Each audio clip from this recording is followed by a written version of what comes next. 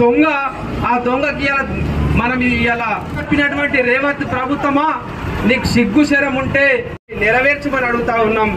నువ్వేమన్నావు? మాట మీద నిలబడని వ్యక్తివి, నీకు సిగ్గు శరం ఉంటే నిన్న మొన్న ఒక సిగ్గు శరం ఉందా అని ఇక్కడ అడుగుతా ఉన్నాం. ఇవాళ ఏం మాట్లాడుతున్నావు?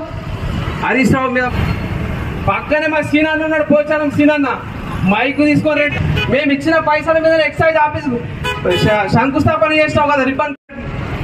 హరీష్ రావు గారి మీద కానీ మాట్లాడితే బట్టలు ఇప్పే కొట్టుకుపోతావు నువ్వు.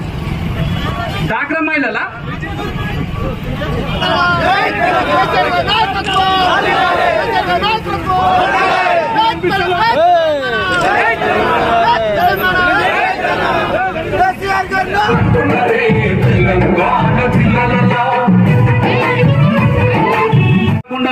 రైతు భరోసా కేసీఆర్ గారు ఉన్నప్పుడు ఏదైతే 5,000 సంవత్సరానికి 10,000 ఇస్తున్నాను అప్పుడు రేవంత్ రెడ్డి గారు ఎలక్షన్ మేనిఫెస్టోలో చెప్పారు, అక్కడక్కడ రైతులు చెప్పారు. కాంగ్రెస్ వస్తే రైతు బంధు మంత్రి దివానగలమా, మేము ఫాల్తుగలమా, మాకు దిమాగ్ లేదా అని అన్నాడు.